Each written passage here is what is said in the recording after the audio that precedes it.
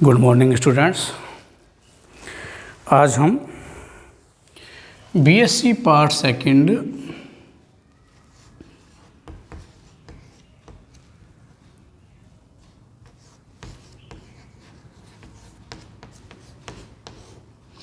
BSc part third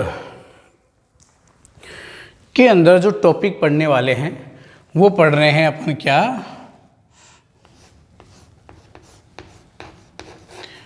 types of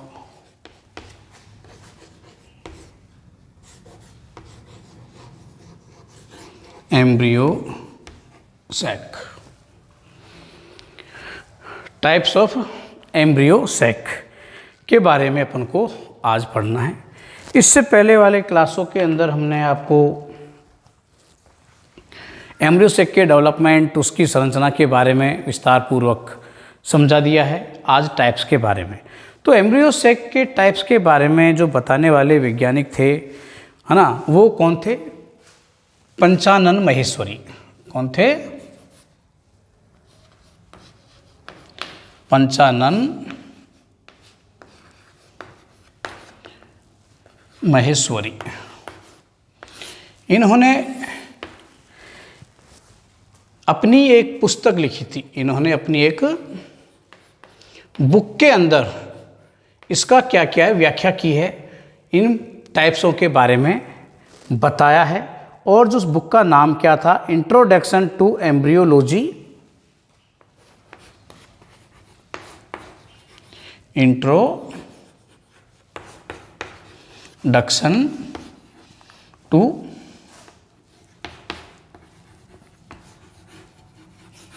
embryology of angiosperm. इन्होंने अपनी एक पुस्तक थी introduction to embryology of angiosperm.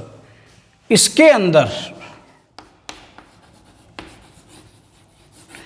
Embryo sac के प्रकारों का व्याख्यान किया है।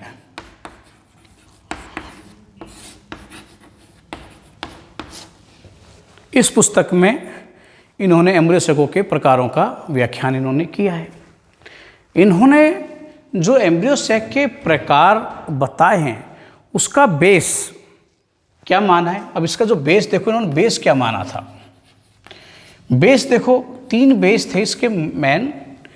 एक तो क्या था, बेस के अंदर जो फंक्शनल मेगा स्पोर होते हैं वो जो भाग लेंगे एम्ब्रियो सैक के निर्माण में, वो तो पहला तो क्या है, नंबर 1 जो इसका टाइप है एम्ब्रियो सैक के डेवलपमेंट में,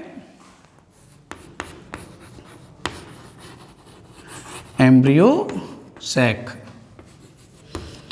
के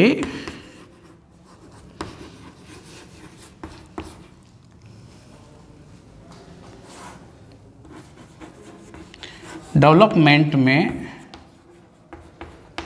भाग लेने वाले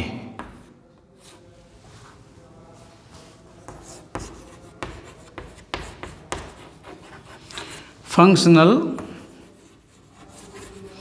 मेगा स्पोर या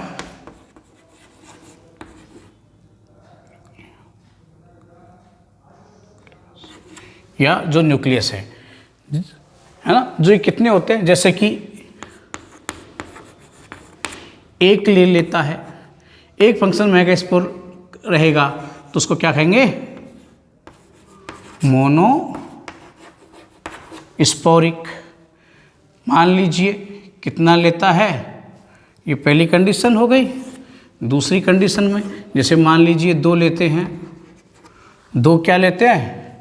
फंक्शनल मेगा स्पोर भाग ले रहे हैं। फंक्शनल मेगा स्पोर अगर मान लीजिए भाग लेते हैं तो वो कैसा कहलाएगा आपका?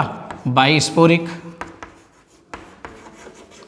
बाईस्पोरिक एम्ब्रियो सैक कहलाएगा। इसी प्रकार से मान लीजिए 4 भाग ले रहे हैं तो उसे क्या कहेंगे अपन? Tetra sporic. तो इस प्रकार से पहली कंडीशन तो इनकी क्या थी, एम्ब्रियो सैक के डेवलपमेंट में भाग लेने वाले जो फंक्शनल मेगास्पोर हैं उनकी संख्या के आधार पर, अगर एक काम में आ रहा है, एक से ही पूरे एम्ब्रियो सैक का डेवलपमेंट हो रहा है तो उसको हम क्या कह देंगे, मोनोस्पोरिक। अगर दो भाग ले रहे हैं एम्ब्रियो सैक के निर्माण के अंदर तो बाइस्पोरिक, और यदि कितने भाग ले रहे हैं आपके, 4 ले रहे हैं तो टेट्रास्पोरिक कहा जाता है। तो पहली कंडीशन तो हो गई आपकी क्या, ये। दूसरी कंडीशन इनकी क्या थी भाई, कि जो आपके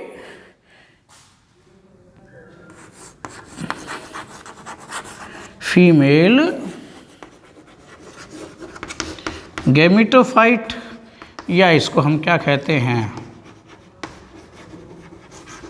एम्ब्रियोस, फीमेल गैमेटोफाइट या एम्ब्रियो सैक के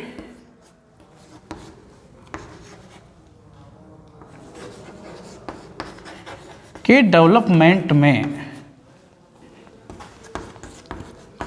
होने वाले डिवीजन्स की संख्या। आपने देखा जब हमने मेगास्पोर से फीमेल गैमेटोफाइट या एम्ब्रियो सैक का डेवलपमेंट करते हैं तो 3 बार डिवीजन हुआ था, 1 से 2, 2 से 4, 4 से 8। इस प्रकार से क्या होते हैं, न्यूक्लियस जो बनते हैं, है ना। तो कितने विभाजन हो रहे हैं, 1 हो रहा है, 2 हो रहा है, 3 हो रहे हैं, है ना। उस आधार पर भी क्या है, एम्ब्रियो सैकों को बांटा गया है। तीसरा, ये बहुत इंपॉर्टेंट है, इसके ऊपर अपन ज़्यादा फोकस करेंगे, इसी पे ज़्यादातर बांट भी रखा है,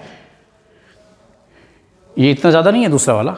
इसमें क्या है, जब विभाजन हो जाता है, कितने भी विभाजन हुए हों, विभाजन के बाद में अंतिम अवस्था के अंदर जब एम्ब्रियो सैक बन जाता है तो उसके अंदर कुल जो न्यूक्लियस होते हैं, एम्ब्रियो सैक के अंदर कुल जो न्यूक्लियस होते हैं उनकी संख्या और उनके अरेंजमेंट के आधार पर, बस में उनकी संख्या और उनके अरेंजमेंट के आधार पर भी इसको क्या किया है, बांटा गया है। तो इसमें क्या है कि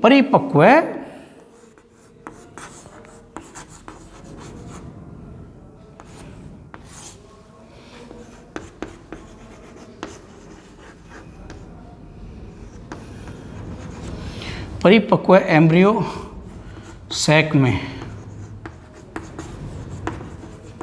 उपस्थित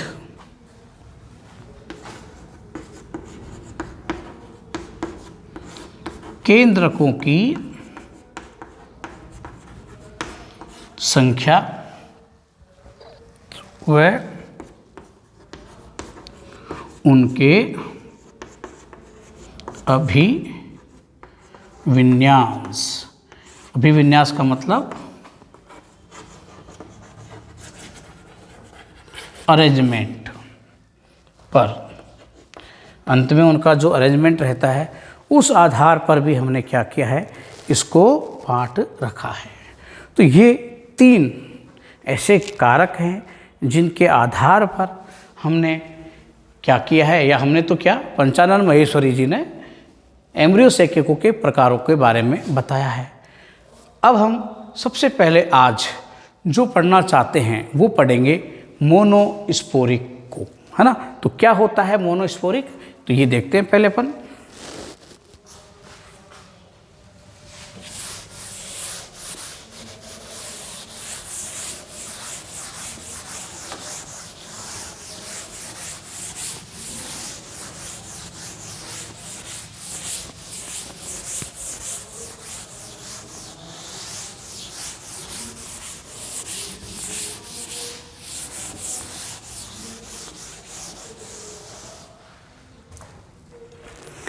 देखिए अब हम पढ़ने वाले हैं आपका कौन सा, monosporic embryo sac. Monosporic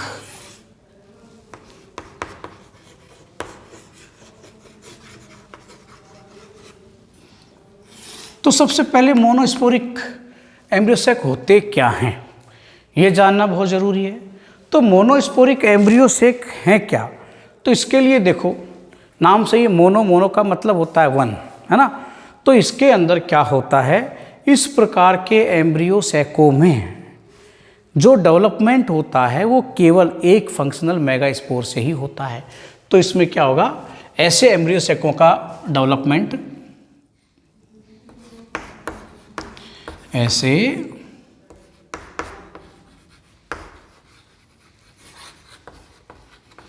embryo sex का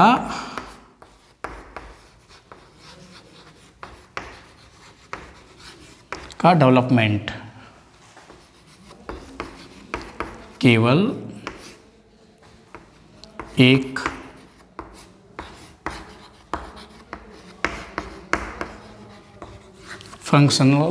एक फंक्शनल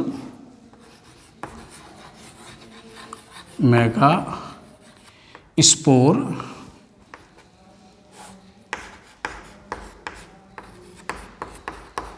से होता है, केवल एक से होता। और इन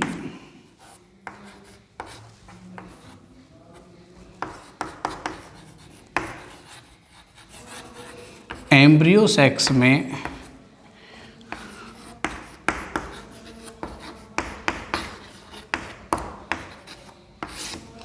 आनुवांशिक विभिन्नताएं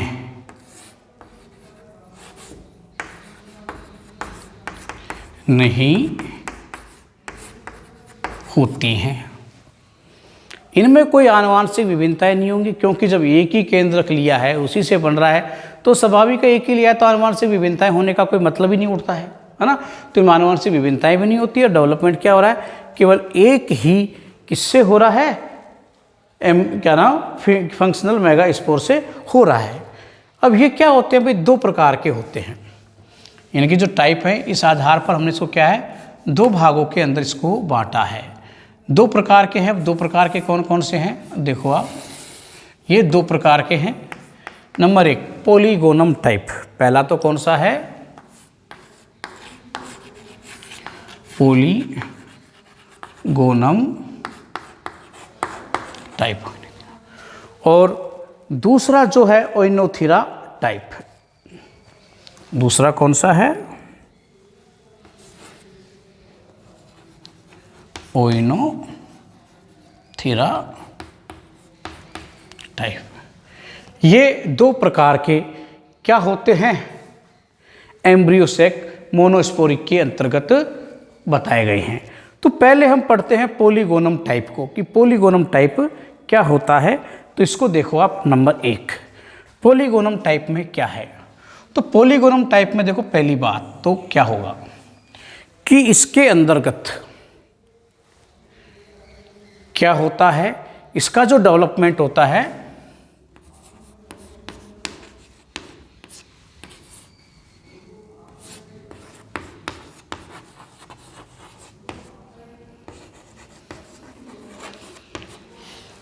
इसका डेवलपमेंट क्या होता है, चेलेजल एंड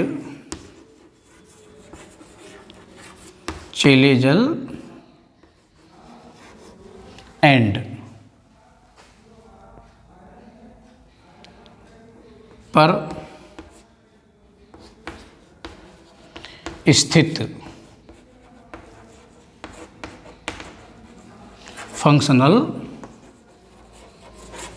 मेगा स्पोर से एक महत्वपूर्ण बात तो ये है कि इसका जो डेवलपमेंट होगा वो किससे होगा, चेलेजल एंड पर स्थित फंक्शनल मेगा स्पोर से होता है। बाकी के जो 3 माइक्रोपाइल पर स्थित है वो डीजनरेट हो जाते हैं, है ना। शेष माइक्रोपाइल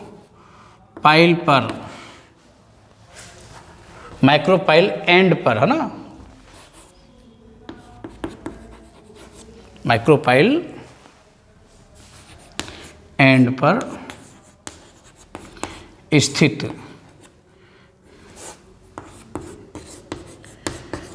तीनों मेगास्पोर डीजेनरेट हो जाते हैं। अभी डायग्राम के द्वारा समझाएंगे तो आपको अच्छी तरह समझ में भी आ जाएगा कैसे हुआ है। पहली बात तो इसके अंदर ये है।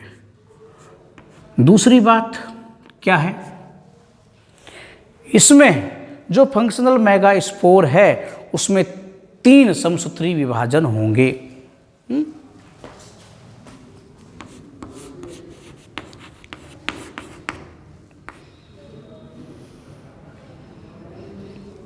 इसमें कितने होते हैं भाई?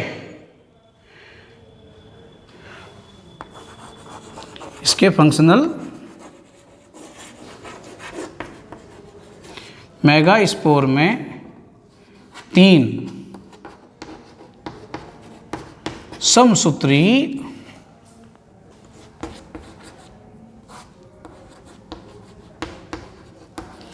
विभाजन होते हैं। आई बात समझ में?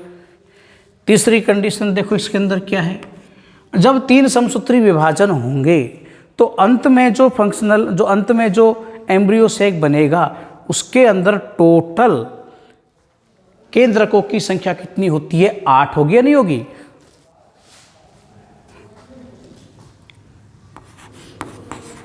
तो परिपक्व एम्ब्रियो सैक में कुल 8 केंद्रक होंगे। ठीक है। चौथी बात और देखो, इनका अभिविन्यास क्या होगा? देखो,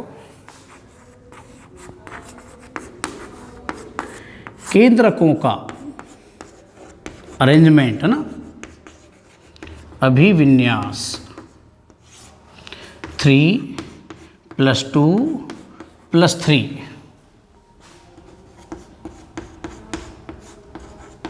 होता है।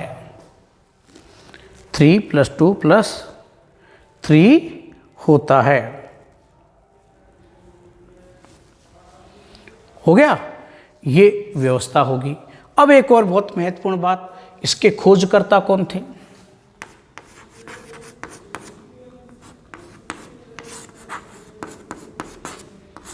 स्ट्रासबर्ग।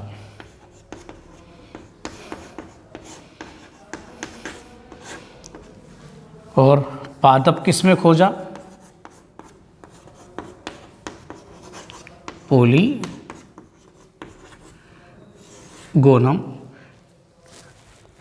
डाई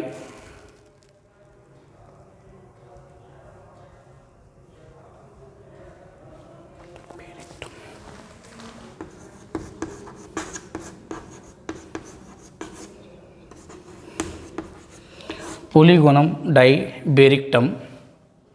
वेरिक्टम में इसको खोजा गया था। ये है पूरा का पूरा आपका क्या, पोलीगोनम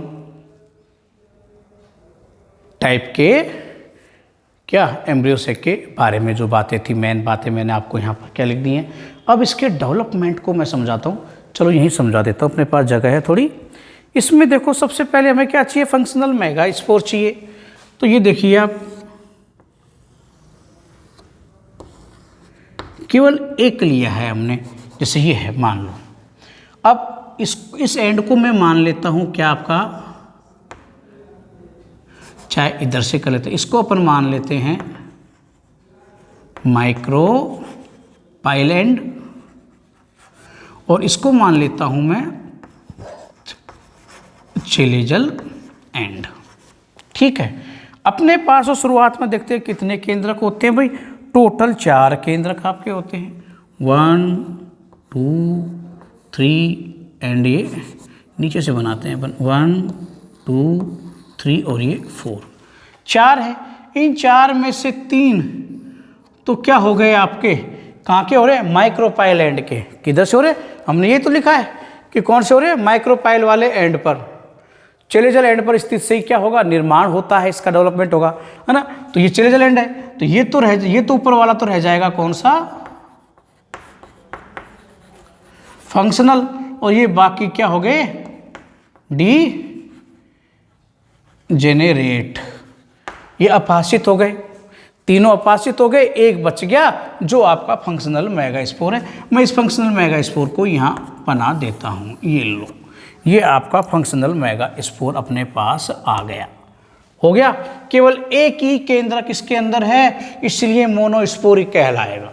डेवलपमेंट में केवल एक केंद्रक भाग ले रहा है ना, इसीलिए हम इसे क्या कहेंगे, मोनोस्पोरिक डेवलपमेंट के आधार पर, तो मोनोस्पोरिक होगा।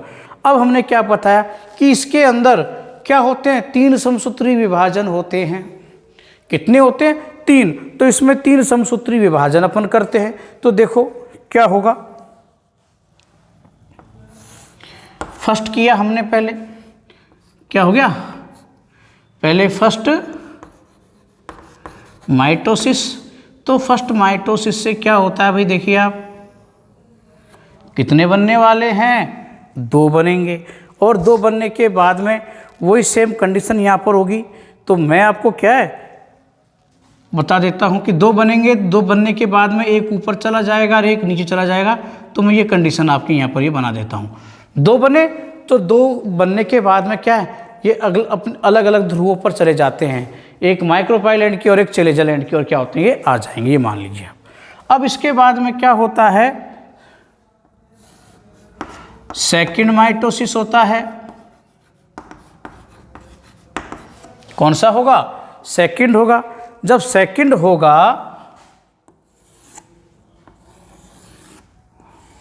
तो सेकंड में देखो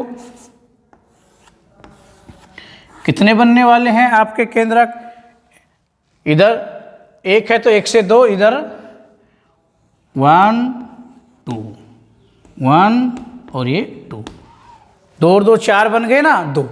हमने कितने कराए, 3 है, अभी तीसरा बाकी और बचा हुआ है, तो तीसरा और करा देते हैं। ये लो, ये कौन सा हो गया, थर्ड माइटोसिस। ये तीसरा समसूत्री विभाजन करा दिया। तो तीसरा समसूत्री विभाजन कराएंगे तो आपके पास अब स्थिति क्या प्राप्त होती है,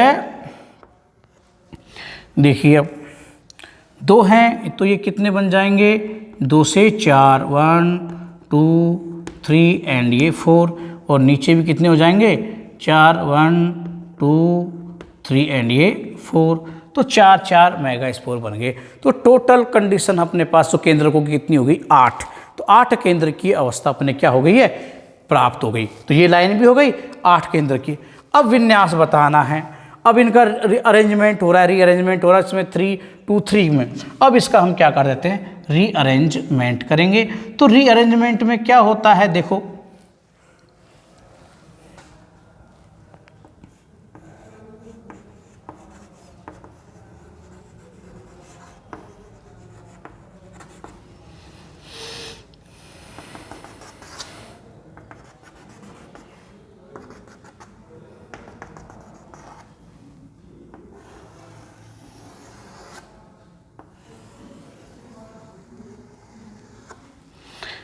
ऊपर केवल 3 रह जाएंगे, ऊपर केवल 3 और नीचे भी केवल 3, एक एक ऊपर से और नीचे से क्या होंगे, मध्य में स्थानांतरित हो जाते हैं। एक एक क्या हो जाएंगे, मध्य के अंदर क्या हो जाते हैं, ये स्थानांतरित हो जाते हैं। और उसके बाद में ये एक परिपक्व एम्ब्रियो सैक के रूप में किस प्रकार से व्यवस्थित होंगे। ये जो दोनों हैं, इन दोनों को हम क्या कहते हैं, पोलर न्यूक्लियाई। ये क्या कहलाएगा, पोलर न्यूक्लियाई। ध्रुवीय केंद्रक आपके ये हैं। ये ध्रुवीय केंद्रक बाद में आपस में संलित होकर द्वितीय केंद्रक का क्या करते हैं, निर्माण करेंगे। तो कैसे करेंगे देखो, तो ये अरेंजमेंट आप देख सकते हो, मैं भी इसके अंदर लिख देता हूँ, वो आपका इसको बना देते हैं लास्ट।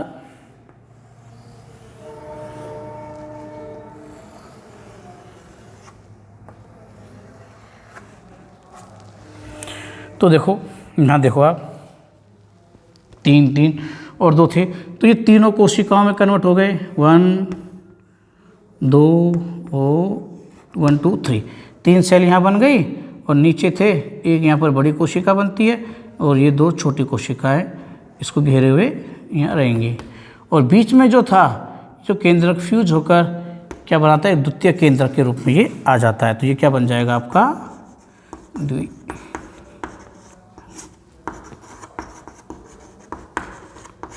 Secondary nucleus. और ये ऊपर वाले जो चेलेजल एंड की और तीनों कोशिकाएं हैं, ये प्रतिमुखी कोशिकाएं कहलाएंगी। प्रतिमुखी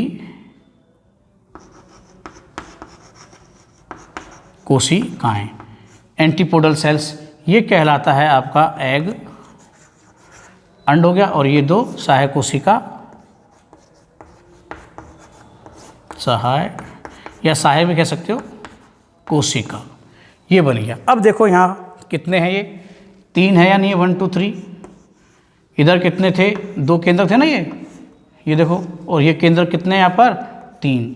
तो आपका अभिविन्यास 3 ये आता है माइक्रोपाइल के लिए पहले, फिर क्योंकि एग होगा जहाँ से लेंगे, 3 2, ये 2 हो गया और ये 3 लास्ट वाला। तो 3 2 3 का क्या होता है, ये अभिविन्यास अपन को इसके अंतर्गत प्राप्त हो जाता है। तो ये है आपका क्या भाई, मोनोस्पोरिक एम्ब्रियो का डेवलपमेंट। अब है दूसरा ओइनोथीरा टाइप्स, ये हम आपको कराएंगे कब, नेक्स्ट क्लास के अंदर। आज के लिए इतना ही, थैंक यू।